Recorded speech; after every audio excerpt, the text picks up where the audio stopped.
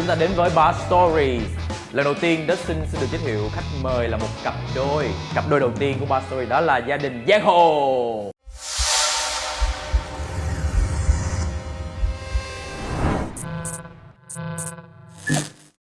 Hello em. Anh Hồ Anh và chị Lưu Hương Giang. Chỗ này đẹp nhỉ em nhỉ? Rất là cảm ơn hai anh chị. Cảm ơn em đã mời chị và anh đến đây. Đây là không gian của Suntory Lounge, là một nơi mà mình có thể vừa thưởng thức rượu nè, thưởng thức shisha nè. Và hôm nay thì chúng ta sẽ có rất là nhiều điều để chia sẻ. Nhưng mà trước hết, mời hai anh chị, đây là Cold Cut được chuẩn bị bởi Suntory. Chúc mừng hai anh chị vì thêm một năm nữa với The Voice Kids. Và cũng xin được chúc mừng anh Hồ Anh với vị trí là giám đốc âm nhạc King of Rap. Em cũng đã được đi xem một buổi biểu diễn. Em đi xem hôm cuối đúng không? Dạ, anh đúng nhìn thấy rồi. em đứng ở hàng đầu, em quậy rất kinh đúng không? Anh thức quậy. Quậy đúng không? Dạ, lúc nào Ok. cũng vậy, có em sẽ quậy tới nóc. Anh chị sẵn sàng để quậy chưa? Ồ, cái show này có cả quẩy à em? Có chứ. À thế à? Hay quá. Như một truyền thống của Bar Stories, khách mời sẽ được thưởng thức, ăn, uống, nghe nhạc, chơi game. Em sẽ được giới thiệu đầu tiên là The Macallan. Em chọn The Macallan Edition number 6 là một trong những chai nằm trong bộ phiên bản giới hạn của The Macallan. Nó có 6 chai thì đây là chai cuối cùng. Cái nhãn màu xanh này nó tượng trưng cho dòng sông Spey ở Scotland, là cái dòng sông mà uốn quanh điền trang của nhà The Macallan. Dòng sông nó tôn vinh cái nguồn năng lượng dồi dào, bởi vì đó là cái nơi mà họ sản xuất rượu whisky, đó là nơi của loài cá hồi Đại Tây Dương sinh sống. Và cái màu xanh này nó cũng là lời cam kết bảo vệ những cái nguồn tài nguyên thiên nhiên. Khi mà chúng ta sản xuất bất kỳ một cái sản phẩm nào phải nghĩ đến môi trường. The Macallan Edition number 6, em sẽ cho hai anh chị thử ngửi và nếm. Mời anh chị.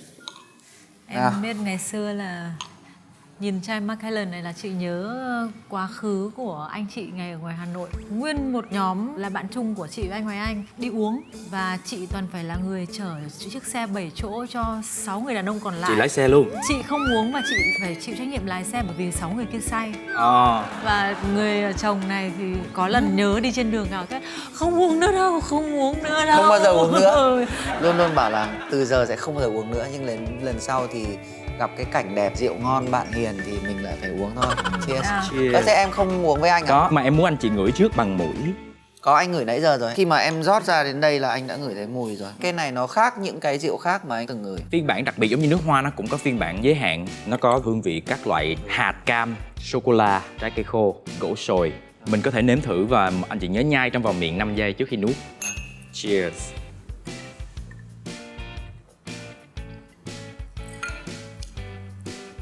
Như một cái luồng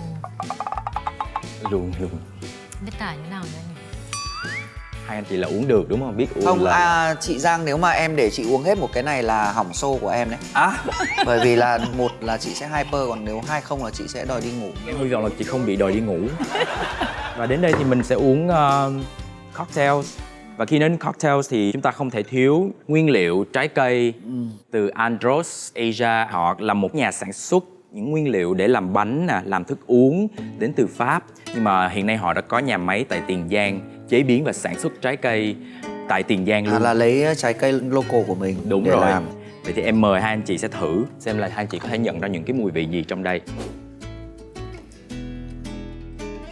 Khoai lang. Chính xác, khoai lang tím. Mọi người có biết khoai lang tím đồng bằng sông Cửu Long khi mà mình sản xuất thì mình xuất đi được các nước khác. Cái sản phẩm này nó cũng giúp ích cho người nông dân của Việt Nam của mình có thêm thu nhập, công ăn việc làm. Và vì thế Andros đã chế biến nó thành một sản phẩm gọi là Andros Junkie, dùng cho pha chế làm bánh, làm rượu.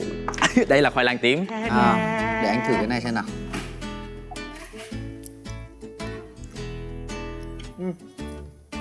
Cái này thì giòn ở trong. Nó có cái chân kỳ là miếng trái cây thật luôn á. Dạ. Khi mà họ thu hoạch trái cây á, họ thu hoạch cái lúc mà trái cây nó vừa chín nhất để họ làm cái sản phẩm này thì nó mới có cái hương vị mạnh mẽ nhất. Khi họ để lại cái miếng trái cây họ gọi là chân kỳ á, thì khi mà mình pha chế nó sẽ có cái độ giòn nhất định. Nó có cả vỏ quýt, vỏ cam gì đó. Nó là mãng cầu và táo. Cho anh ăn một cái gì đấy nó hơi đắng giống vỏ quýt ấy. Thì đây là hai sản phẩm mà rất đặc biệt là nông sản của Việt Nam mình. Em nghĩ là việc mà chúng ta luôn luôn ủng hộ những cái sản phẩm của người Việt được chế biến tại Việt Nam thì đó là một cái điều rất tuyệt vời. Em đã nghĩ ra được hai loại món nước uống dành cho từng người. Em sẽ làm cho chị Giang trước. Món này sẽ sử dụng rượu Macallan Double Cask. Tại vì thường Limited Edition mình để uống riêng thôi. Mình sẽ dùng rượu Double Cask 12 tuổi. Và chị sẽ giúp em đặt cái tên cho ly này nha. Ok. Mình sẽ lấy 50ml.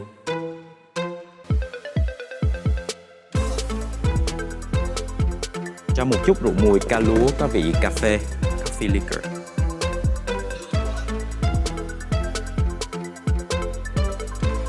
Sau đó mình sẽ lấy 15ml chanh.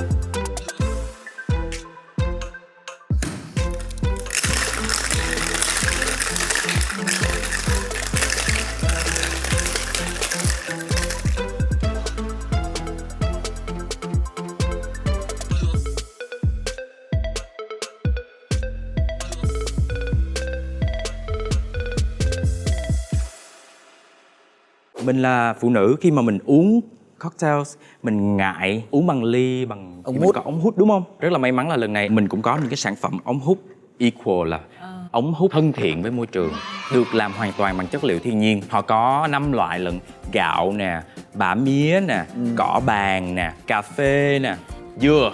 Thì ở đây là những sản phẩm mà của người Việt Nam, hoàn toàn là bằng nguyên liệu thiên nhiên và không dùng hóa chất khi chế biến. Nó là một trong những sản phẩm mà em nghĩ là nên được dùng để thay thế ở tại các cái quầy bar hay là bất kể đâu, bởi vì nó không tan vào nước như là giấy. Mọi người nghĩ ống hút giấy phải là ống hút thân thiện môi trường, nhưng không, nó vẫn được sản xuất và dùng rất là nhiều hóa chất. Khi mà mình uống ống hút này á, mình không ngại nó bị tan, thì em sẽ sử dụng cái món này bởi vì mình có cái nguyên liệu là Cà phê, coffee liquor, đúng không? mình sẽ dùng ống hút cà phê.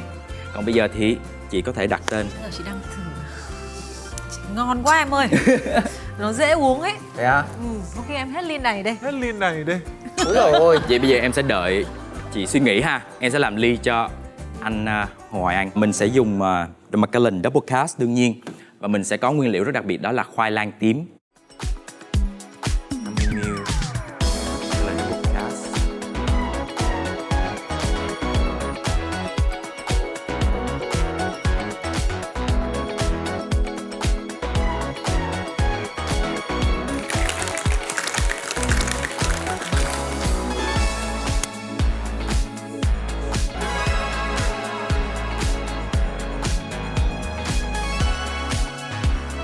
Cái ly này em dùng ống hút bã mía. Mía thì nó cũng có cái vị ngọt như là đường, thì nó không ảnh hưởng đến cái ly nước của mình uống nhiều lắm. Phun luôn. Dạ. Rồi, để cao luôn. Cheers, Cheers ạ. cái đi nào. Rồi, cheers. Yes. Anh đã nghĩ ra tên chưa? Có nghĩ ra rồi, anh sẽ đặt tên là Marco de khoai. Marc là Macallan, Hơi- cô là có tí coconut, de khoai là có chữ đề nghe cho nó sang trọng và có chữ khoai Việt Nghe Nam. nghe Đấy. nó rất là Paris. À, de lang thì đúng hơn, bởi vì anh từ khoai nó sẽ hơi popular. Khoai lang thì cái lang nó mới là Việt Nam đúng không? Marco de Lang. Ok. Hay đấy. Cảm ơn anh. Anh là em bất Marco ngờ de đấy. Lang. Chị thì không được sáng tạo như thế, nhưng mà một cái gì đấy nó cũng rất là popular thôi. Lady Pastel. Dạ. Đấy, thứ nhất là trong cái không gian như này, pastel nó cũng tượng trưng cho cái sự gì đấy rất là tao nhã, thanh lịch. Cái mùi này nó nhẹ nhàng, nó thanh thanh à? Đúng rồi, đầy nữ tính ở trong này. Ừ. Và hôm nay thì đồ của em nữa, rồi cái tông màu và nó cũng hợp với tính cách của em. Và mọi người ở nhà đang coi thì cũng có thể tự thưởng thức những cái ly rượu mà mọi người yêu thích cùng với lại bar story của Dustin và hai khách mời là Hoài Anh và Lưu Hương Giang.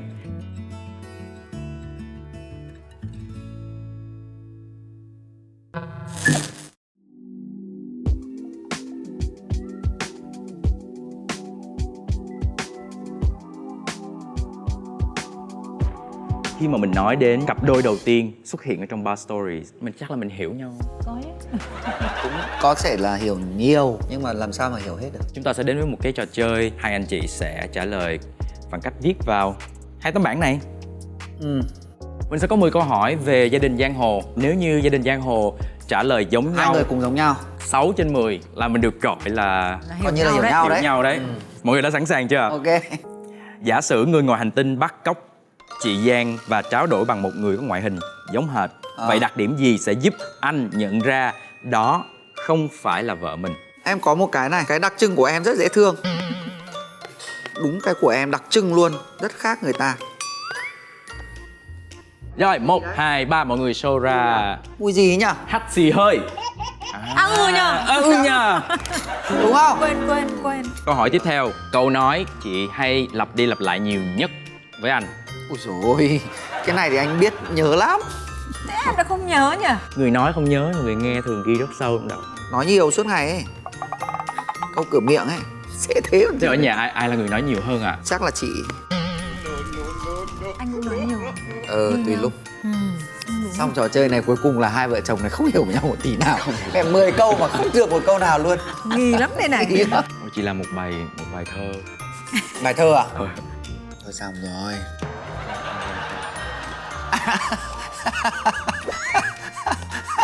Đúng không? Yêu thế. Thế nói suốt ngày còn gì? Đâu, anh đâu.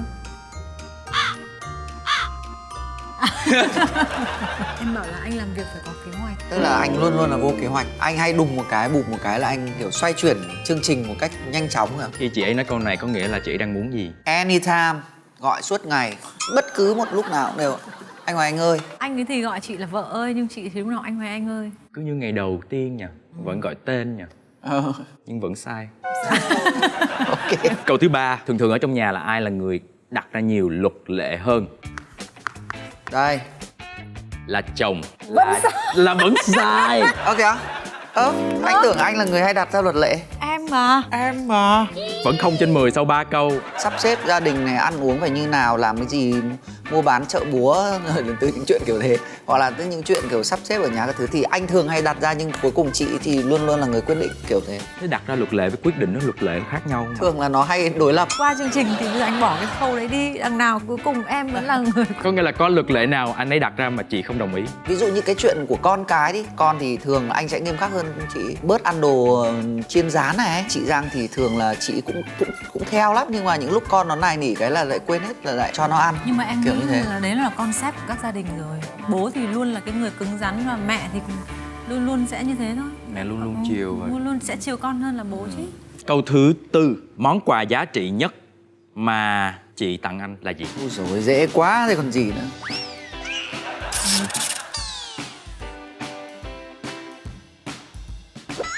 Cái gì đấy? Lại sai. Không hiểu cái cặp vợ chồng này như thế nào luôn á.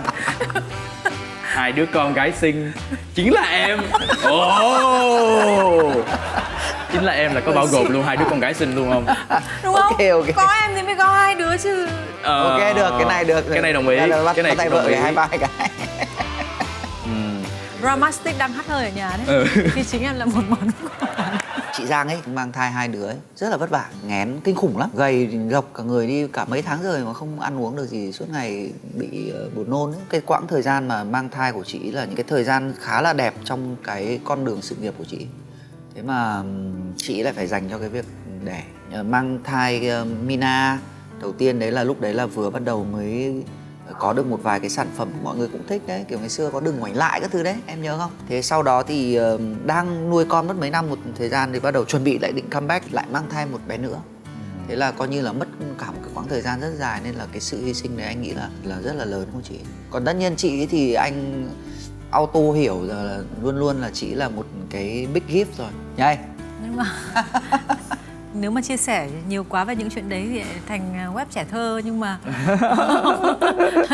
mình đang ngồi trong một không gian này thì mình cứ enjoy cái sự riêng tư của hai vợ chồng đi. Và có những người ta sẽ enjoy cái hào quang của cái sự thành công của sự nghiệp, nhưng chị lại rất là enjoy cái không khí gia đình rồi trẻ con. Tất nhiên là cùng một lúc thì mình cũng có thể làm tốt được nhiều việc, nhưng để mà làm cho nó tinh, dành thời gian cho cái gì như thế nào thì mình sẽ nhận được cái kết quả tương xứng từ cái việc đó. Coi như câu vừa rồi mình có được cộng điểm không? Mình được cộng điểm 1 điểm. Câu thứ 5, trong rất nhiều bài hát mà anh Hồ Hoài Anh đã sáng tác, một bài nào là bài mà anh lần đầu tiên lấy chị Lưu Hương Giang làm cảm hứng để sáng tác? Hình như không có ấy anh ơi. Em không nhớ à? Chết Chưa mới được chữ đầu tiên thôi, chị đoán. cháy nhà rồi. Đấy chắc luôn. 1, 2, Cái 3. gì đấy? Lại sai. Giọt sương và chiếc lá là câu trả lời của anh Hồ Hoài Anh. Yêu anh một đời là câu trả lời của chị Lưu Hương Giang. Cái này trước mà. Em nghĩ rằng là nó là một bài rất trong sáng, không có tình yêu đôi lứa trong đấy. Nhưng mà nó là giọt sương với cả chiếc lá là luôn luôn gần gũi nhau, yêu thương nhau đấy. Với cả hồi đấy là đầu anh bắt đầu mới làm cái album cho em.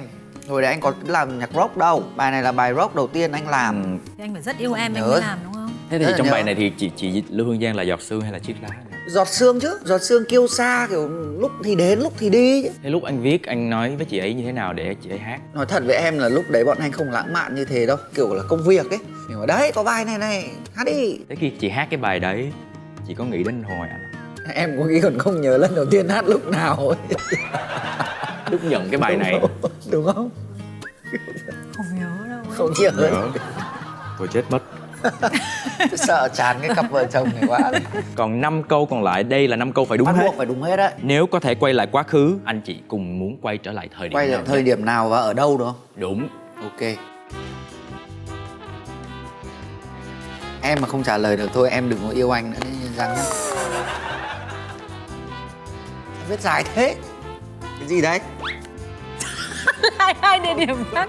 Hồ Ngọc Ông Khánh mới yêu ở Hào Nam. mới yêu ở Hào Nam. Khoan đã, em không phải là người Hà Nội nhưng mà hai chỗ này có gần nhau không ạ? Gần, thực ra là cùng một thời điểm.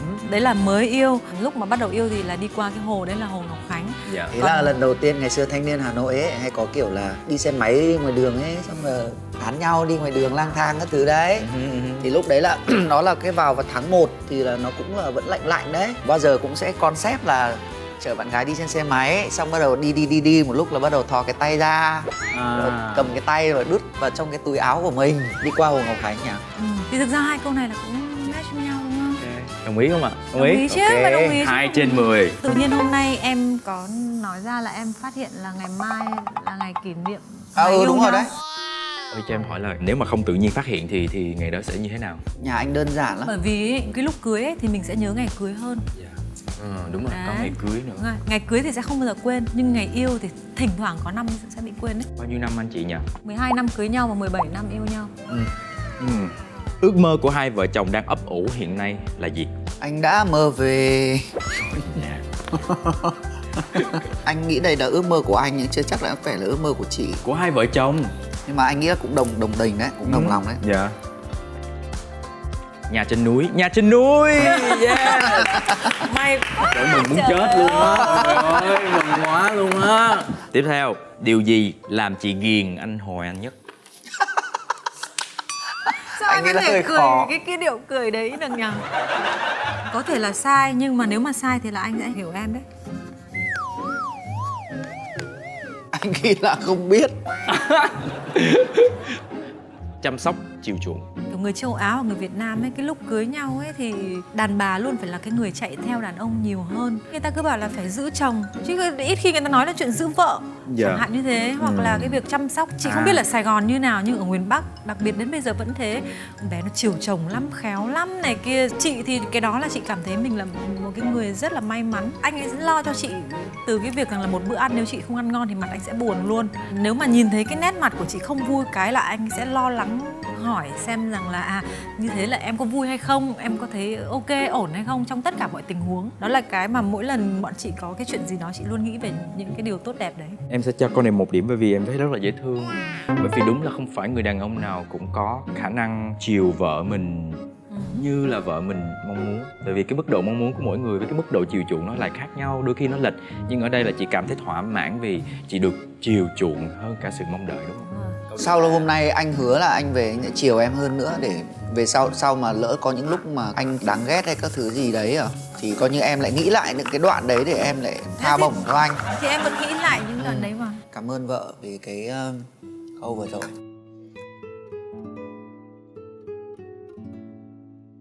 Câu tiếp theo. Nếu phát hiện vợ đang ghen, phản ứng đầu tiên của anh là gì? Anh ấy kiểu ôi trời ơi. Anh viết xuống. Quên.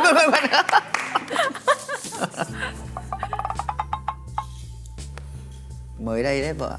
Mới đây vợ nhớ không? Nhắc bài. Nành ngôn ấy không? Nành côn ấy. Nhớ không? Đây, câu trả lời của chúng ta là Cái gì?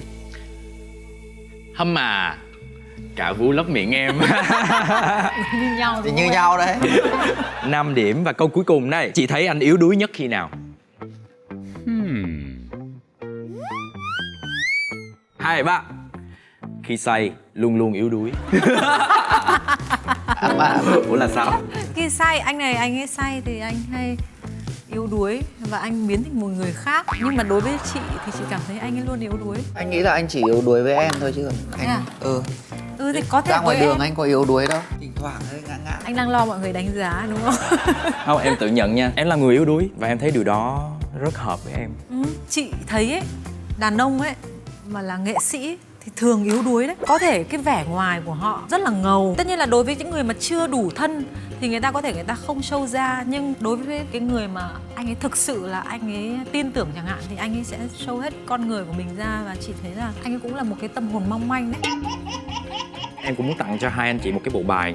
Thực ra là bạn trai em được tặng và tụi em chơi cùng với lại bạn bè, đó là bộ bài mình. Anh chị có thể về thử chơi Bài cùng Việt với Nam. nhau. Bộ bài Việt Nam, nó không phải là bài đánh bài, nó có những cái câu hỏi để mà mình tự khám phá bản thân. À thế à? Hay nhỉ? Hai anh chị có thể chơi bất kỳ lúc nào mà có cơ hội. Mina sẽ chơi được những cái này này.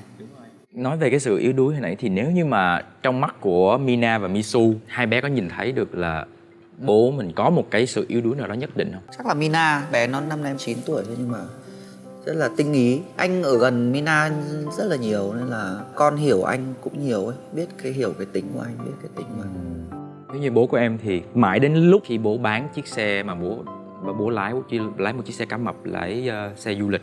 Khi bố bán chiếc xe đi, lúc đó em cũng phải 18, 19 gì đấy. Còn suốt khoảng thời gian trước em thấy bố mình luôn là một người mạnh mẽ theo một cái cách mà ông ấy muốn.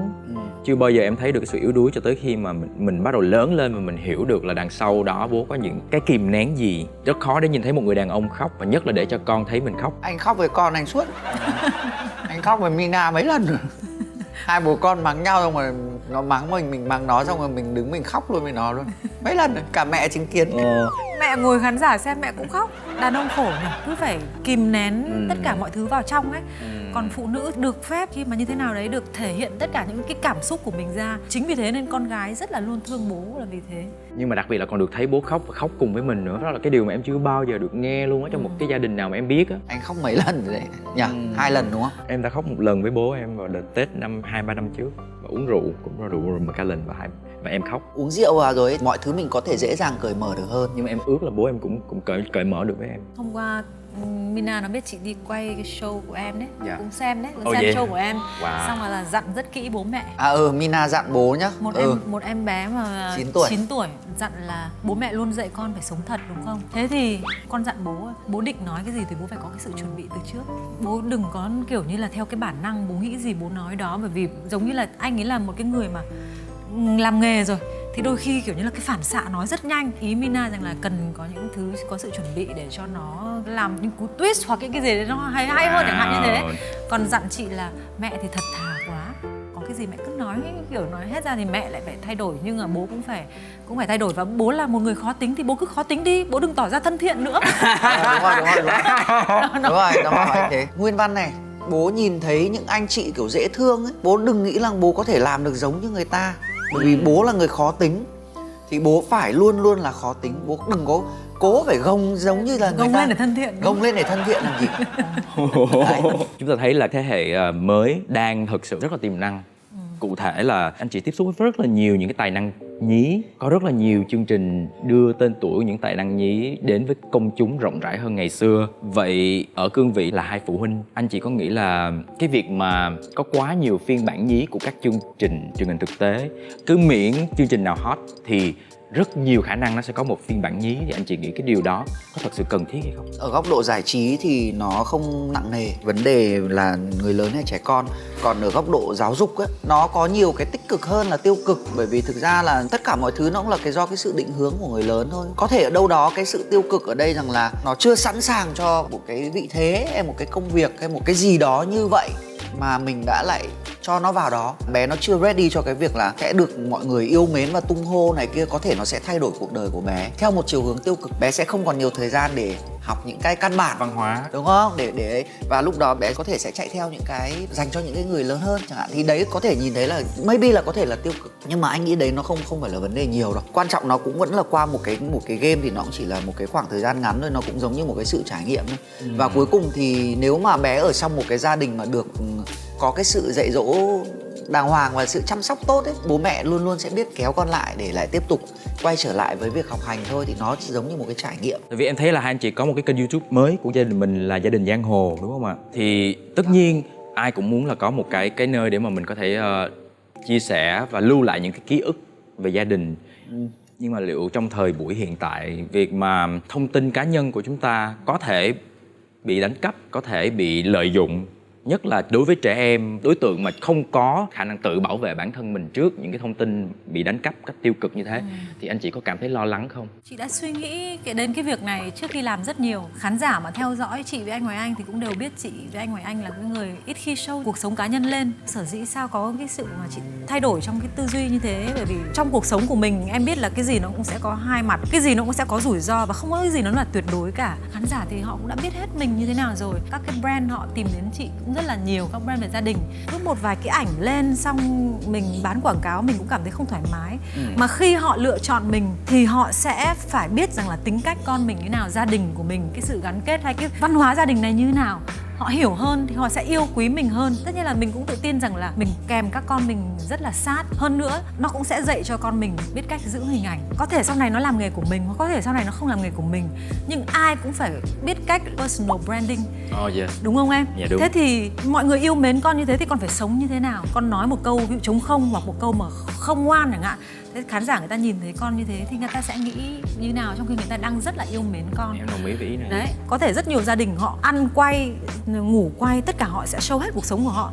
Nhưng chị chỉ làm những cái video đấy vào cuối tuần. Tụi trẻ con nó lại rất happy về cái việc, và có những tuần chị không làm thì nó bảo sao con cảm thấy hôm nay rảnh quá, mẹ không cho con quay vậy, không được đi quay à. Đấy. Tất nhiên là mình sẽ giới hạn cái việc quay hình đó vào cuối tuần. Trong tuần vẫn phải đảm bảo phát triển đầy đủ thể chất và tinh thần, việc học vẫn phải được đảm bảo. Vậy thế nếu như mà con của chị nó mong muốn là sẽ tham gia một cái chương trình nào đó truyền thực tế vào thời điểm này, anh không cho con tham gia những cái đó đâu. Người này là ngay từ đầu bảo đây là mình sẽ làm cái này, nhưng mà những chương trình thực tế thì thôi nhá em nhá. Cái việc mà quyết định làm cái kênh Gia đình Giang Hồ á, anh cũng phải đấu tranh tư tưởng rất là nhiều ấy. Thôi mình nghĩ nhẹ nhàng đi, là mình ghi lại những khoảnh khắc của con rồi về sau để cho nó lớn thì nó nhìn lại là hồi bé nó như nào. Vậy ở cương vị là những người làm trong nghệ thuật, là các huấn luyện viên của các chương trình truyền thực tế về âm nhạc, các anh chị thấy ok sự tham gia của các trẻ em dưới tuổi vị thành niên á, đối với những chương trình mà có những ca từ không phù hợp, hiện nay chúng ta có những cái tranh cãi của khán giả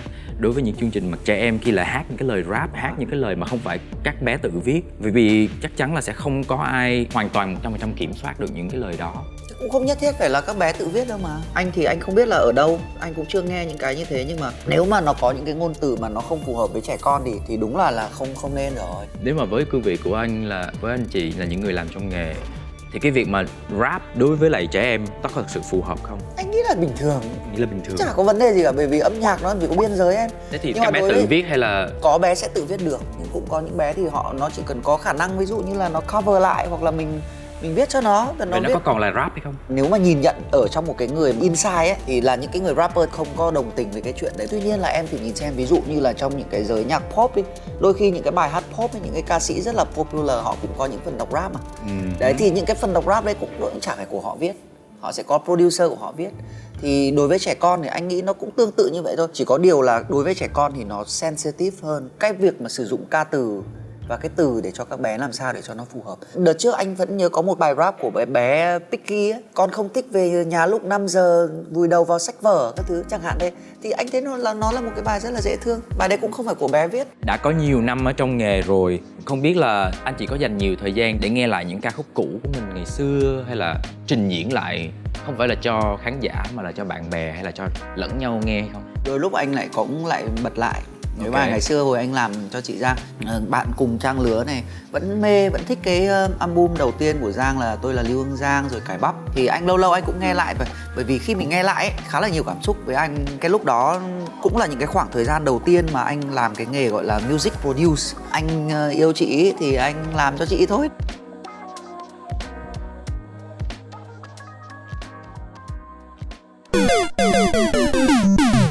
Bây giờ chúng ta sẽ đến với thử thách Finish the Lyrics. Nếu mà bài mà của mình mà không finish được thì hơi nhục đấy.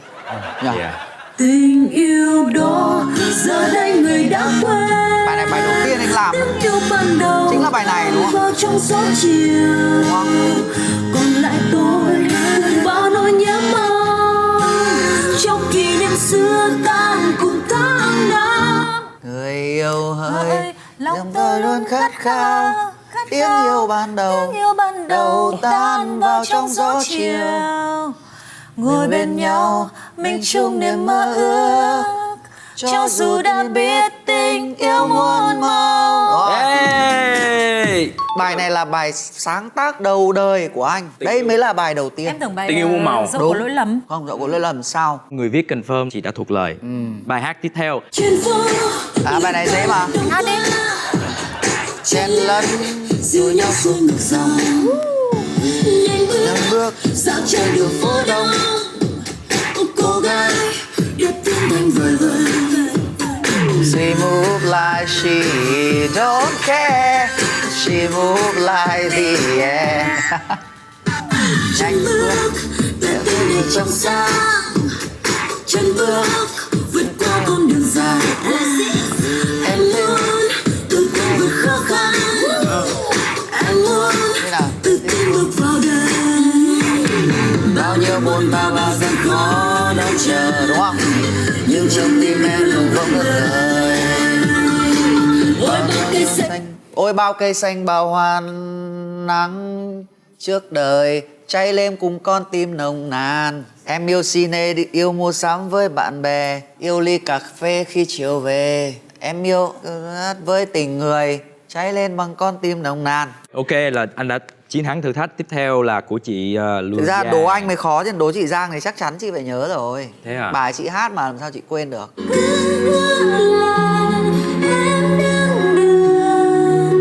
Hạnh phúc trong tay người anh, đã biết rằng mỗi lúc bên anh là em đang có thể được là chính em, Và ta không dám nói. Để đêm rồi tự hỏi Hỏi có phải ta đã yêu. Vì tim thấy bối rối, em sợ tình mấy cứ nêu lời lừa dối nhau. Và xin anh hãy cho em thời gian. rồi. Kết là được rồi. Ok. Bài này Về kết Nhưng mà nếu mà cấu hát trên hội sân là- khấu vậy sao chị? Lên là rất ít khi quên nhá. Nhưng có thể ở đây kiểu trong một cái không khí hơi chủ quan ấy. Bài gì? con chạy nô đùa vì trong gió khắp trời quê mình. Trên radio một câu hát, trên radio một tin mới. một cô già lắng nghe đài, cô già lắng nghe đài, bớt tuổi già. Này kia thằng bé nghe đài, cái thằng bé Một cụ già lắng nghe đài đúng không ạ? hát vang trời, đúng không? Từ người thành phố nghe đài, người thành phố nghe đài, bớt âu lo. Và từ khắp thôn làng, và từ khắp thôn làng, nghe suốt bao năm. Sao cao đấy nhở? Lâu lâu mình ôn bài lại tí thôi. Trời lâu quá. Bài này tính ra bây giờ bao nhiêu năm rồi? Nhưng Mười mà mấy năm. mười mấy năm nhạc mình nghe lại vẫn ok chứ nhỉ? 10 mấy năm. Cái này là năm khoảng 2007 không? Có những cái bài nhạc ấy, bao nhiêu lâu sau mình nghe lại bảo ủa sao lúc đấy làm nhạc quê thế nhở? Cái bài nào mà chị thấy là mình làm nhạc quên nhất? Phải hãy cho em thời gian vừa nãy có nghe quê không anh? Đúng Đó, không? anh là có bài giọng lỗi lầm đấy. Hơi sến Em đấy. rất là thích. Em rất là thích bài Nụ hôn cuối nè. Em rất là thích bài Dẫu có lỗi lầm nè. Bài đấy anh rất là thích, nhưng chị không bao giờ chị đưa hát bài đấy. Tại sao ạ? Không hiểu. Không phải, bài đấy quãng rất rộng, Nụ hôn cuối rất cao á. Nước trên đừng rơi xuống. nghe rất là đau rất là cắt lòng luôn. Và đây là cái mà lúc mà em kiểu chia tay người yêu và đi sang Mỹ du học. Nước mắt giàn giụa không? Đi máy bay Đấy, nước mắt ràn rụa, tưởng- xong rồi có bên tưởng kia ra đi khung học là đi cảnh bằng rồi. kiểu bằng tàu điện á. Tàu điện. Xong lại nước mắt ràn rụa nữa. Thì cảm ơn anh chị vì đã đem đến những cái kỷ niệm mà cho tuổi trẻ của tụi em. Như anh chị là làm nghề rất là lâu rồi. Khi anh chị thấy được cái sự đổi mới của âm nhạc trong những năm gần đây, đặc biệt là có sự tham gia của công nghệ. Công nghệ của chúng ta là gì? Chúng ta có mạng xã hội để đẩy cho những cái bài hát, có phần hình ảnh, phần visual, nó có livestream. Vậy thì ngày xưa đến bây giờ, cái việc mà livestream nó đã hỗ trợ cho âm nhạc quá nhiều.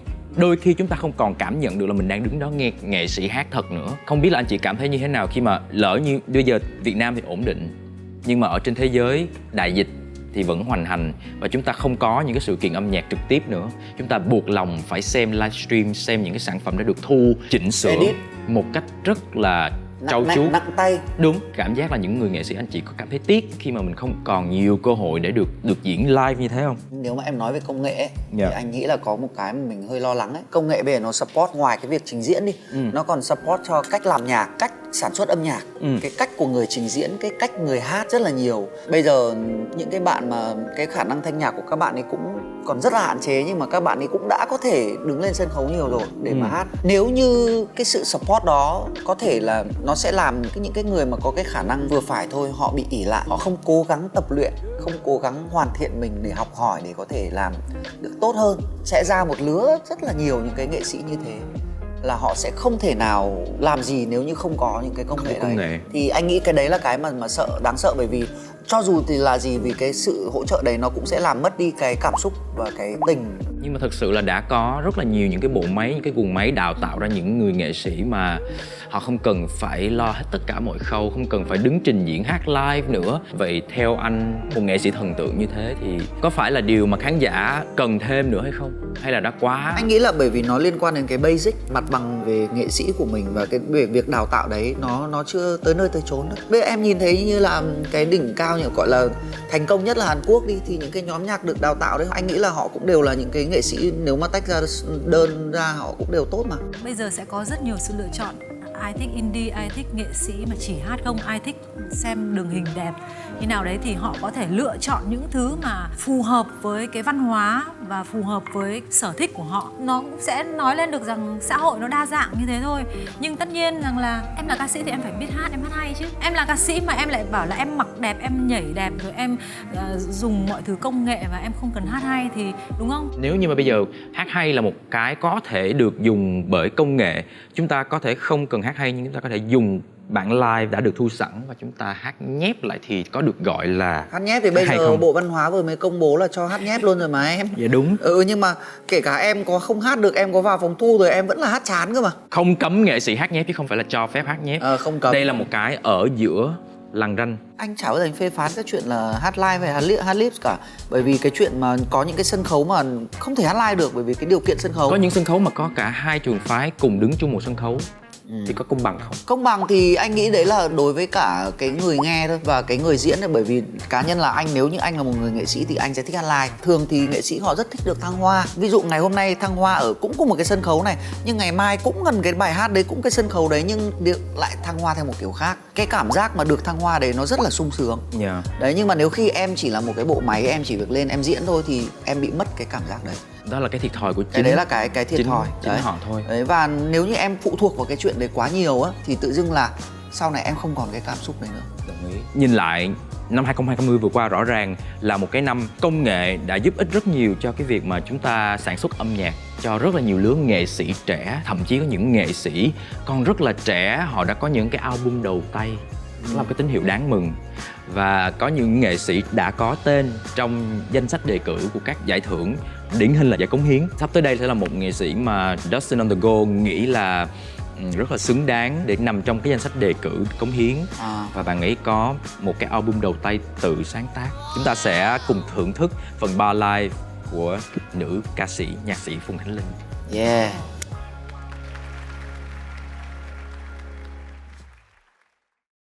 Và bây giờ chúng ta sẽ đến phần trình diễn bar live cùng với nữ ca sĩ, nhạc sĩ Phùng Khánh Linh. Nhạc tươi đấy, uống được rượu đấy. Vuốt ve cho vào bờ vai anh, cảm nhận hơi nóng đang lan ra từ bờ môi chúng mình. Giữa đám đông chỉ còn lại hai ta, bước đều theo nhịp chân là vũ điệu France cùng xoay vòng. Trên cao sắc vàng soi dọc, rực rỡ lung linh là chuông pha lê. Hai ta trông thật giống bức họa Dance in the city. Đêm nay em chẳng lo sợ, hoa soi mỏi từ người mình không quen. Ta hãy nắm chặt đôi tay này anh nhé. Bây giờ mình hãy cứ chọn điều mình muốn có, dù thế giới ngăn chẳng sẽ tới bên em. Mình hãy cứ làm điều mình muốn nhất, vì ta đã vô tình gặp gỡ vô hình.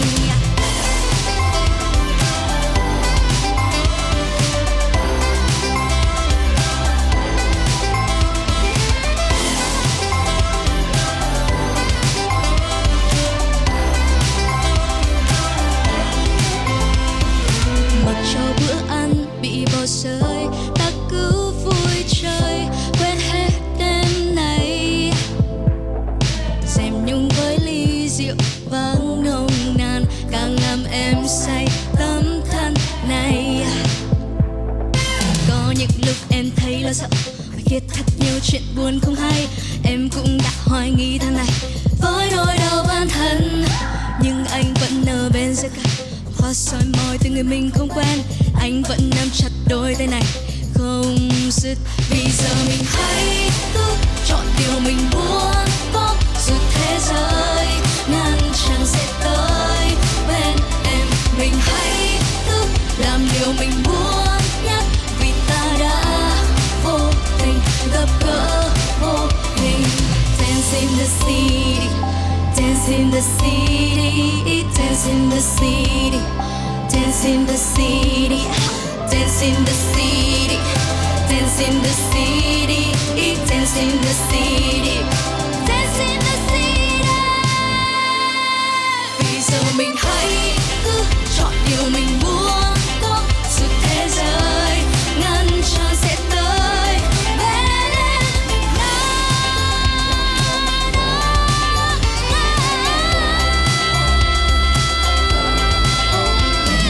Ngắm nhìn theo là hàng ngàn vì sao, đưa bàn tay mình cùng bước lên nào, với nhịp chân ta cùng theo câu hát Dance in the city. Ngắm nhìn theo là hàng ngàn vì sao, chúng mình đã cùng hạnh phúc thế nào, ta tỏa sáng cùng một Julia. Dance in the city, dance in the city, dance in the city, dance in the city, dance in the city. Yeah. Và đó là ca khúc Dance in the City. Chỉ còn lại hai ta, nằm trong album Yesteryear. Thì không biết là cảm giác của hai anh chị sau khi nghe xong bài hát đầu tiên thì như thế nào ạ? Em nghĩ đến khung cảnh một đôi rất là đẹp ở này, xong Đôi rồi- trẻ hơn bọn mình, không, tuổi nào cũng được, nhưng mà ở nó hoàng trên già hơn mình. biển này, đúng không? Màu xanh mướt đấy, em tự nhiên em cứ hình dung ra như thế, thấy nó yêu đời ấy, và nó là một cái sao âm nhạc vui nhưng mà lại hoàn toàn khác ở với lại thị trường, nên là rất là thích, em thích lắm. Anh nhún nhảy. Thì Linh rất là biết anh, rất là hiểu anh, nên là biết là anh không biết nhảy, nên là chọn cái bài này Dancing. Em cũng đã thấy anh nhảy rồi. Đấy, thì hôm nay anh đã nhảy rất là tưng bừng. Có luôn đấy hả? Sao chị không biết nhỉ? Bài này nằm trong album Yesteryear, gồm có 13 bài do Phùng Khánh Linh tự sáng tác, và album thì được nằm trong đề cử cống hiến. Thì bạn có muốn chia sẻ thêm về những cái thành quả mà album đã đạt được không? Khi mà thực hiện album Yesteryear, em cùng với đồng đội của mình là đã hoàn thành cả sáng tác và phối khí tất cả các khâu trong vòng gần 8 tháng. Và cũng cảm thấy rất là vui bởi vì mọi nỗ lực dốc hết toàn bộ tâm can là năm nay quyết định là chơi khô máu luôn đấy ạ. Đã được ban tổ chức của giải cống hiến cũng như là các anh chị báo chí truyền thông, khán giả công nhận và đã được đề cử trong album của năm và nhạc sĩ của năm. Rất là đối với em. Với một nghệ sĩ cũng rất là trẻ mà có một album đầu tay được tự sáng tác, nằm trong danh sách của 2 đề cử thì quá tuyệt vời đúng không ạ? Anh thì rất là yêu thích cái giọng hát của Khánh Linh. Anh cũng không có nói chuyện nhiều, để không biết làm thế nào để em biết được rằng là cái thời điểm mà em phù hợp để em tự viết cái bài hát của em. Nhưng mà những cái bài hát của Linh viết ra anh đều nghe và anh đều rất là thích. Anh cũng đã từng sử dụng cái bài hát của Linh rất là nhiều lần trong các cái show diễn mà anh làm. Có thể là cơ duyên hay là em có tìm hiểu như nào, nhưng mà anh lại một lần nữa ở đây để gặp lại Linh giống như một cô em. Nếu có thể là một cái nghệ sĩ trẻ khác thì biết đâu là mình sẽ không gần gũi bằng chẳng hạn thế. Thì Linh là một cô bé anh vẫn gọi là Linh Tiêu. Linh Hạt Tiêu. Mấy năm rồi em mới được gặp lại anh chị. Em vẫn nhớ là hồi đấy anh cùng chị cũng có mặt tại phòng tập, có đón bé Mina. 2015 này. Đúng rồi, 2015 ạ. 5 năm Dạ, rồi. 5 năm rồi. Càng ngày Linh càng xinh. Và bây giờ chúng ta sẽ đến với ca khúc thứ 2 trong Bar Life ngày hôm nay. Ca khúc mang tên MBG là một track 5, cũng là một ca khúc mà em tự sáng tác. Ca khúc này thì em nghĩ là sẽ rất là phù hợp trong khung cảnh này. Mọi người cùng lắng nghe.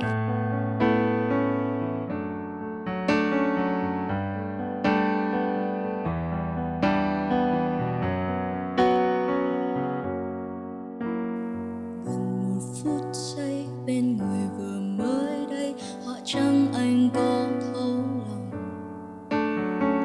Mộng dệt hết đêm đắp từng dài lắm, em cùng say say tới sáng. Dịu đào nhấp môi ta trò chuyện thế thôi, thả trôi phiền lo giữa đời.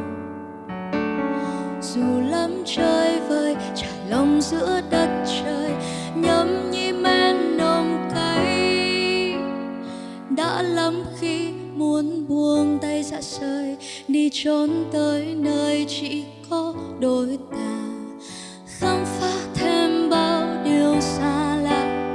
Anh muốn đi cùng em, tình mình bừng sáng khi thành phố xuống đèn, ngày hè cùng chìm đắm lạc vào chốn xa hoa, ngọc ngà lộng lẫy em cảm thấy rối bời, mình hôn nhau đi lưu mãi một phút giây, lời mặn ngọt trong gió, giọt sương canh hồng trước ngõ đã biến chốn đây thành thiên đường. Tình này giờ đã kết trái, phận duyên trời định mãi mãi, cuồng si chạy đầy hoa lệ. Thôi thì đau đớn làm chi, tạm biệt lắm hoài nghi, cùng vui suốt đêm nay có mấy khi thì ta cứ hết mình để chỉ cảm thấy vô hình trong một là thế gian lạc lối. Đã đi đi ta, đã đi đi ta, mình nâng ly lên và say. Đã đi đi ta, đã đi đi ta, rồi tình mình lại ngát ngây. Đã lắm khi muốn buông tay ra rời, đi trốn tới nơi chỉ có đôi ta, khám phá thêm bao điều xa lạ. Anh muốn đi cùng em, tình mình bừng sáng khi thành phố xuống đèn, ngày hè cùng chìm đắm lạc vào chốn xa hoa, ngọc ngà lộng lẫy em cảm thấy rối bời, mình hôn nhau đi lưu mãi, tình mình bừng sáng khi thành phố xuống đèn, ngày hè cùng chìm đắm lạc vào chốn xa hoa, ngọc ngà lộng lẫy em cảm thấy rối bời, mình hôn nhau đi lưu mãi một phút giây. Wow!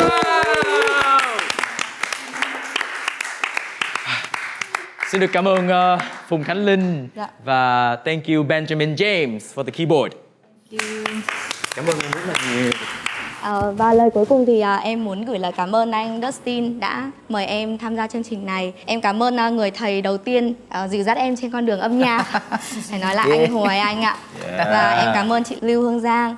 Cảm ơn anh chị đã ngồi lắng nghe em hát và em cảm thấy rất là xúc động vì là mọi người cùng ủng hộ em như vậy. Và thank you Benjamin. Cảm ơn nhiều ạ. Thực sự enjoy. Rất là enjoy. Đấy, kiểu như là mình đi đâu mà cũng có những người hát hay như này, xong rồi bảo là mình đã từng dạy một tí thôi, cảm thấy cũng tự hào đúng không em? Tự hào chứ. Thích đấy. Và bây giờ thì chúng ta sẽ đến với phần hot nhất của Boss Stories, đó là thà chết còn hơn. Và bây giờ chúng ta sẽ đến với phần hot nhất của chương trình, đó chính là thà chết còn hơn. Dustin sẽ hỏi chị Giang, và chị Giang sẽ hỏi anh Hồ Anh, và anh Hồ Anh sẽ hỏi Dustin. Và bây giờ thì Dustin chấp nhận luật chơi này. Tôi tên là Lưu Thị Hương Giang và tôi chấp nhận luật chơi này. Tôi là Hồ Hoài Anh, tôi chấp nhận luật chơi này và tôi sẽ hỗ trợ người bạn chơi này vì bạn chơi không biết uống rượu. Nên là có thể bạn chơi này khi hỏi tôi thì tôi sẽ lựa chọn là thà chết không ấy để tôi uống luôn. Câu hỏi đầu tiên là hỏi chị Lưu Hương Giang. Hãy kể về một lần ghen chảo lửa mà cả hai nhớ mãi. Câu này trả lời luôn, không có người vợ nào là không ghen cả. Chị đang họp công ty thì có cả anh Hoài Anh nữa, nhưng mà là họp online ấy, thì có cả nhân viên rồi tất cả mọi người đều gọi vào trong một cái group. Anh Hoài Anh có nói với lại mọi người trong công ty là anh Hoài Anh vẫn đi làm. Thế nhưng cái lúc đó thì lại thấy tiếng con gái rất là nhiều và đang ở trên sân golf. Thế là vừa họp không là chị lại vừa nhắn tin chồng làm sao mà lại suốt ngày đi đánh golf với các bạn gái là sao. Anh ấy nhắn tin lại và anh ấy chụp lại cái hình ở trên sân golf là anh đang đi cùng với lại các chị đối tác. Lại câu quen thuộc là em hâm mà đấy. Đi với cả hai chị đấy là thực ra hai chị cũng khá là trẻ ấy, có gương mặt ở ngoài rất là trẻ trung. Tuy nhiên là tuổi thì một chị hôm đấy là một chị là khoảng 57 tuổi, còn hai chị khoảng 65 tuổi. Nhưng vẫn ghen. Nhưng mà vấn đề là mình đang họp, em hiểu không? Được. Mà mình lại nghe thấy tiếng con gái mà bạn đi làm nhưng mà lại thấy tiếng sân gôn, là bớt đi các thứ. Thế thì khi là mà chị mình biết lại- được như thế rồi chị có hết ghen không? Hay là chị vẫn cảm thấy là không giải quyết được vấn đề? Chị cũng sẽ hay, thường là chị tin. Xong lúc đấy chị còn bảo là lần sau đi đánh gôn đừng đi đồng cùng em nữa nhá. Đừng bao giờ đi đến con cùng em nữa nhé. Tin nhau là một, và mình cũng phải nhường nhau là hai, đúng không ạ? Em sẽ uống tại vì chị trả lời. Chết em, mời em. Em tự lựa hay là chị muốn lựa cho em cho công bằng? Tại em cũng không biết gì cả. Thôi em lựa, à không, lúc nãy chị thấy em hình như em cũng có trong mâm sắp đặt đấy, chị đi. Em không biết gì hết. À. Đấy, công bằng là như thế này. Ok.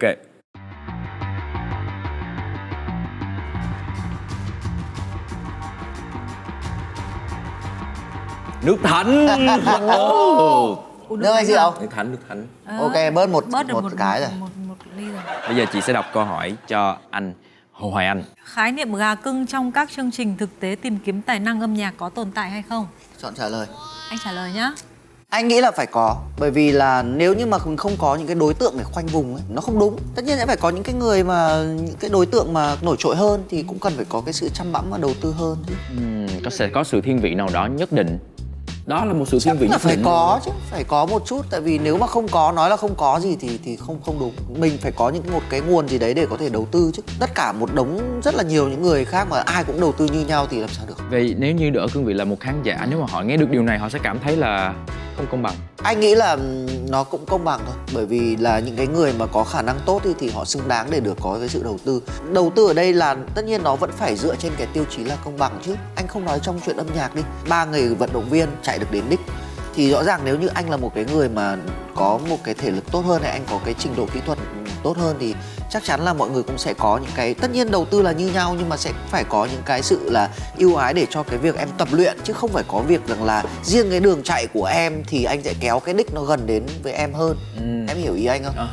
Nhưng mà mình khoanh vùng như vậy mình có thể là cái gọi là khoanh vùng để tìm biết được đâu là người có khả năng đem đến chiến thắng luôn không? Một góc độ nào đấy thì anh nghĩ cũng đúng. Tuy nhiên là nhiều khi nó cũng sẽ có những cái sự bất ngờ, bởi vì giống như kinh nghiệm của anh làm rất là nhiều những cái show thực tế thì có thể lúc đầu mình nghĩ là cái bạn này hay, nhưng mà về sau đi một cái đoạn đường nữa thì mình lại thấy có bạn khác lại tốt hơn, chẳng hạn Đó như là thế. sự bất ngờ ở phút cuối. Thì lúc đó thì nó hoàn toàn đấy chính là công bằng. Ok. Hình như cũng như nhau đấy, em thấy hai ý này là như nhau đó. Là chị phải uống đấy. Trình bày thôi. Thế Nào, là cố lên nào, chọn, hãy chọn ra đúng nào. Đây là chị tự chọn cũng được đấy. Anh nghĩ em chọn cái cạnh lúc nãy, cái lúc nãy.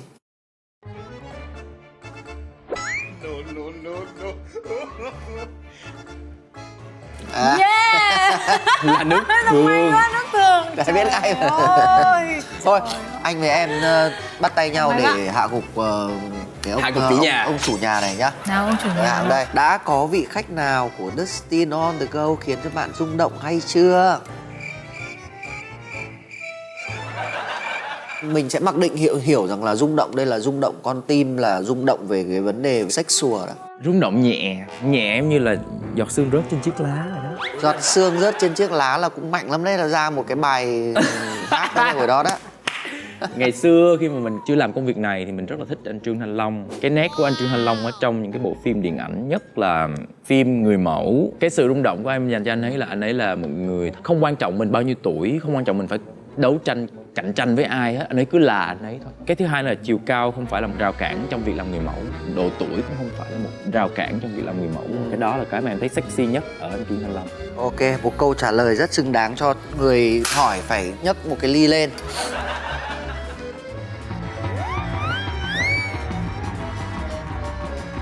Xong. Anh đừng Chia ngửi. vui với em, đây là một cốc nước. Mình sẽ có luật không ngửi.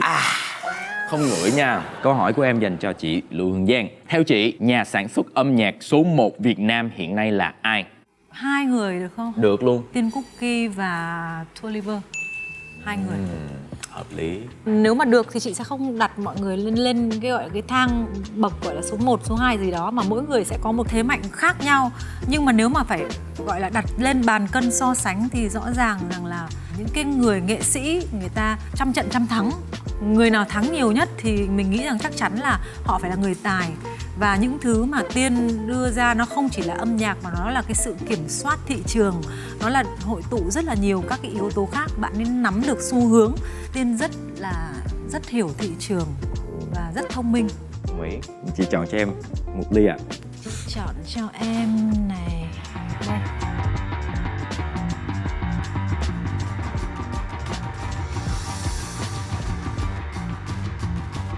Nước Thánh.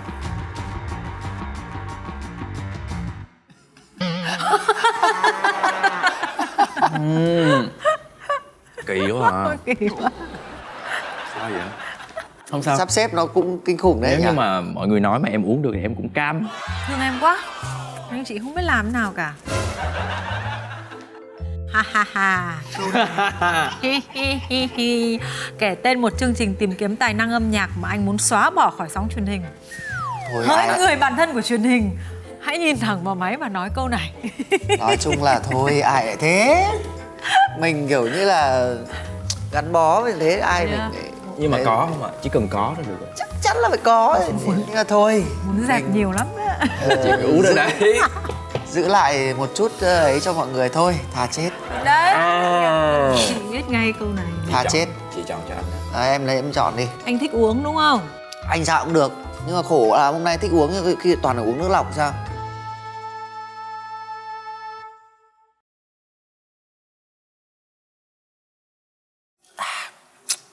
Thánh. Thánh. Đấy, ngon nhỉ. Đấy là có được rượu này à? Vodka. Chính xác. Ngon đấy. Snow Leopard. Đợi mãi rồi ngon, giây ngon, phút ngon. này. Còn bao đường. Một quảng cáo có nội dung dở hơi nhất mà bạn đã từng xem là gì và nhãn hàng đó là gì? Nhãn hàng luôn, nhãn hàng luôn. Vậy là em phải có những hàng nào không sử dụng à? Đấy, tùy em. Anh sẵn sàng để được Ôi. uống một ly. Ôi. Đâu hả? Ui. Em sẽ làm cho em chấp nhận là làm cho một người buồn hay là làm cho cả một tổ chức buồn? Không buồn, em sẽ có khi tạo nên một cái giá trị nhất định cho nhãn hàng đó. Họ sẽ nghe thấy cái lời nhận xét của em, biết đâu họ có một cuộc cách mạng thì sao, đúng không? Chà mạo ơi. Anh chỉ có nghĩ ra là anh chỉ có hay không? Có chứ đúng không? Nhiều chứ em, nhiều cái quảng cáo nó phản cảm chứ. Có thể những cái quảng cáo đôi khi nó dành cho những đối tượng khác nhau, mình không phải là đối tượng của họ nhưng buộc lòng mình bị xem. Và em chọn uống. Em chọn chết đúng không? Tôi thà chết rồi. Đúng, mình không nên làm người ta buồn em nhỉ? Đúng rồi. Anh rất hân hạnh chọn cho em một ly trắng này. Anh nghĩ là đấy. Anh nghĩ đây là nước đấy. Anh nghĩ nước ấy. Nước họ rót đầy đấy, em nhìn thấy không? Còn rượu là thường họ sẽ rót rất ít thôi. Cái có hậu đó. Ok lắm. Rượu là thường họ sẽ rót rất ít thôi. Oh my god. Anh xin lỗi em. Không sao, em rất là vui. Đây là dòng cuối của chị. Này.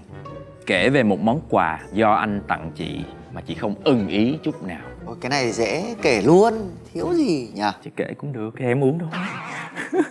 Nhưng mà cũng hơi ít nhá, nói thật với em, trộm vía là anh tặng chị món quà nào chị cũng ưng. Không thể nào mà không ưng. Đây đâu là món không ưng ý nhất. Thay vì món quà là một hành động surprise. Cũng được. Món quà đúng rồi. không? Nào. Gì đây? Gì đấy kìa.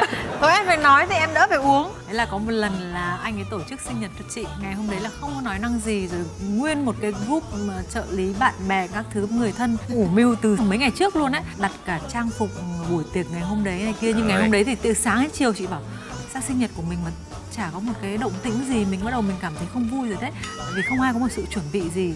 Buổi chiều đấy thì anh ấy đưa chị đến một nhà hàng, một số bạn bè người thân gia đình các thứ ở trong đấy, nhưng mà bắt chị với tất cả mọi người, chả biết là ý tưởng của một bạn người em nào đó xong hỗ trợ cho anh ý thì mua đồ pyjama đấy. Xong rồi cái logo LV đấy chị mặc lên người, nhưng mà chị kiểu chụp hình các thứ lên các thứ, Kiểu như là mặc cái đồ ngủ ấy cho nó buồn cười, nhưng nó lại nghịch có ngợm ấy. logo của brand ấy mà ở Xong chợ rồi Bến mới Thành, kiểu em hiểu không? ra mua ở chợ Bến Thành ấy. Dân gian giờ gọi là phá ke đó anh. Đó, trời ơi, lúc đấy chị nhìn thấy tất cả mọi người đã mặc sẵn cái đồ đấy. Xong rồi chị cũng bị khoác một bộ nhưng lại màu khác lên. Mà mỗi năm nó phải đổi concept một tí. Bộ đồ đó chị còn giữ không? Có bác giúp việc mặc rồi. Một năm nào đó nếu mà chị có thể lôi bộ đó ra, chị mặc lại vào dịp nào chị biết không? Sinh nhật anh. Halloween nữa. Sinh nhật anh nữa. Vì Đúng không? sinh nhật anh. Tất cả mọi người sẽ mặc vào sinh nhật anh. Cho nên là em thấy là thật sự là những cái này nó thật sự không phải là sự cố đâu. 10 năm nữa nhìn lại nó là những kỷ niệm rất vui, rất đẹp, đúng không? Nếu không có những cái bộ đồ pyjama mà LV đấy, Đúng rồi. làm sao mà có điểm nhấn để mà chị ấy nhớ về cái ngày cực. Đúng rồi, lâu lâu chuối đó. thế. Sau năm vừa rồi cũng kiểu cũng lại lúc nào năm nào anh cũng rất cầu kỳ. Thế là có mọi người cũng chuẩn bị cùng anh ấy là, nhưng mà chị biết thì chị cũng dặn em quản lý là nhớ nha, nhớ gu của cô nha, nếu có làm gì bất ngờ nhớ chưa. Không mà chị chụp mẫu ở trên Pinterest các thứ, biết là một người yêu bánh họ sẽ phải cầu kỳ với chiếc bánh như nào không, để coi như nào, hãy nhớ nhé, nhớ dặn chú nếu có muốn làm gì bất ngờ. Bất ngờ nhưng phải có sự chuẩn bị. Thế là con bé nó bảo yên tâm, năm nay đã nâng lên một level khác rồi, yên tâm. Chị trả lời rồi là em muốn. Chị cho em tự chọn được không? Được, em tự chọn đi. Bây giờ em tự chọn em cũng không biết cái gì luôn thiệt. Em nhìn cái ly nó nhỏ, nó ít Bây giờ chị ấy. nghĩ là Anh nghĩ là nó ít là nó sẽ là nước. Rượu là thường họ sẽ rót rất ít thôi. Cái người rót người ta lừa đấy. Nước. Nước. No, nó là nước thánh nữa. Kìa xem lại may mắn đấy nhở. Đây là anh thèm rồi. Anh đang thèm nữa đây này. Thèm quá mà em uống hết sứ rượu rồi. Em uống 4 ly rồi đúng không? Anh uống 1 ly. Là Còn 1 ly cuối cùng. Chị đọc cho anh. Chết rồi, chắc là Đây là câu cuối của anh ấy. anh uống nhá, câu này anh uống đi. Nếu mà câu này là nước thánh thì Không, khả năng rất khó để có thể có nước thánh. Nên anh sẽ trả lời, cố gắng trả lời câu hỏi này. Nếu phải xóa một bài hát của người quen trong playlist thì đó là bài nào và của ai? Ôi thôi, Ôi. ai chơi thế? thì uống thôi. Mina bảo anh phải sống thật đấy. Mina em thích Mina lắm, tại vì luôn luôn sẽ có một cái quote là bố phải sống thật. Thực ra thì anh không có thói quen lưu một cái playlist nhạc, nhưng mà chỉ nói là nếu mà kiểu anh thấy một cái bài đấy nó không phù hợp hoặc là kiểu không đúng như cái mình mong muốn ở cái người nhạc sĩ đấy chẳng hạn. Ví dụ như bây giờ mà radio bật lên cái bài đấy, anh sẽ tắt, anh sẽ chuyển kênh. Không, sẽ có nhiều bài lắm chứ không phải riêng, nhưng mà Không như là bạn của sẽ anh có đâu mà. những cái bài Đang mà nói là bạn của anh. bạn mình chẳng hạn, để xong mình bảo sao cái người này có thể viết cái bài như thế này được chẳng hạn, như thế thì như thế mới là đáng nói trong cái câu hỏi này. Chứ còn sẽ có rất là nhiều những cái bài hát, bởi vì em biết thị trường nhạc bây giờ như kiểu như bọn anh thì tất nhiên nhạc nào cũng phải nghe, nhưng sẽ có những bài mà mình chỉ nghe mấy câu rồi mình next ngay, bởi vì mình đoán được luôn là cái đoạn sau cái bài nó như nào rồi, nó cũng không có gì. Nhưng mà sẽ có những cái câu chuyện là cái người mà mình rất là thích, mình hâm mộ đi, hoặc người thân của mình, nhưng mà xong tự dưng viết ra một cái bài hát kiểu không xứng tầm, thì Đồng nó ý. sẽ có những cái thì câu cái chuyện đó nó như thế. xứng đáng hơn. Nó sẽ xứng đáng hơn để trả lời trong cái này. Nhưng mà tuy nhiên thì thôi, ai lại thế? Chắc là Nước. anh rất muốn uống rượu. Nhưng thật sự với em là chia buồn với em là anh toàn uống phải nước. Sau chương trình anh có thể hơi uống nốt chỗ rượu còn lại. Đúng không? Được. Ok, bây giờ anh sẽ hỏi em, kể lại lần say xỉn nhất của bạn cùng với những hậu quả theo sau đó. Đấy, câu này là để anh uống đấy. Một lần say xỉn nhất của em đó là một dịp sinh nhật của em, khi em được vào làm MTV Việt Nam, ngồi ở Love Pub Sài Gòn. Và em xỉn đến mức mà em không cho mọi người về. Trong đó có cả đồng nghiệp, đối tác, bạn bè. Mọi người đòi về thì em lấy điện thoại của mọi người em nhét vào quần lót. Anh ơi, 4 ly rồi cất điện thoại đi. Đấy là cái khi một em mà đã vào buổi tiệc rồi là em hơi bị hyper. Anh chứng cho điều này. Nhưng mà em không muốn điều đó xảy ra nữa đâu, vì kinh lắm. Thật khủng khiếp, sáng hôm sau dậy muốn đập đầu vào tường. Đúng mà mọi người kể lại mà mình không biết điều gì kể xảy ra. Dễ thương quá. Những lúc đấy thì Nếu mà là anh chị là người khách mời thì chị có cảm thấy tởm không? Không, vui mà em, nhưng mà phải đủ thân chứ, còn nếu mà lần đầu gặp nhau như thế thì Thì cũng hơi đấy, hoảng đối đấy tác nhỉ? là đối đồng tác nghiệp, à? không phân biệt ai, tại vì em vừa vào công ty và chị nghĩ đi. Tại vì anh muốn Anh ơi đi Ok. về đi. anh nghĩ đây cũng là một ly nước lọc. khoan. Nước lọc thật. Ok. Ok. Thế anh em trả lời thì anh phải uống vào còn gì. Nhưng này nước lòng hả? Sorry.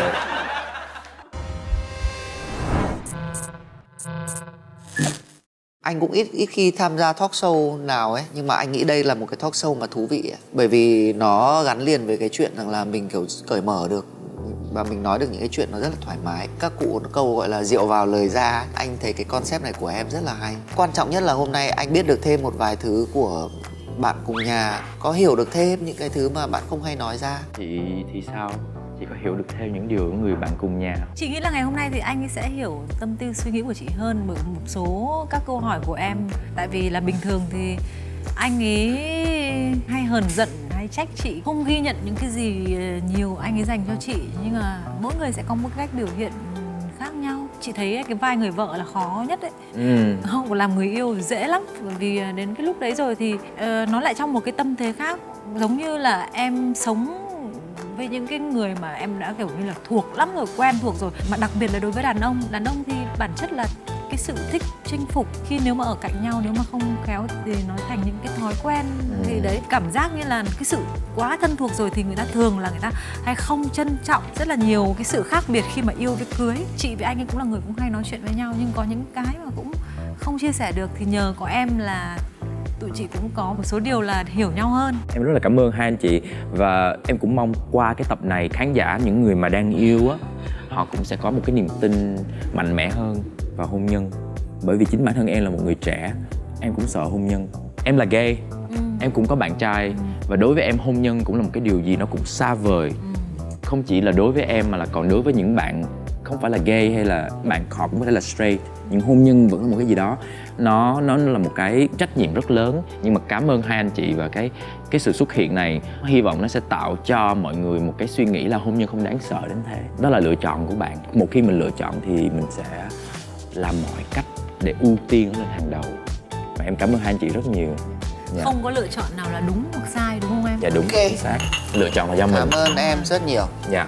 Và xin được thay mặt cho toàn thể ekip Dustin on the Go, xin được chúc mừng năm mới mọi người. Hẹn mọi người vào những tập tiếp theo. Bye bye.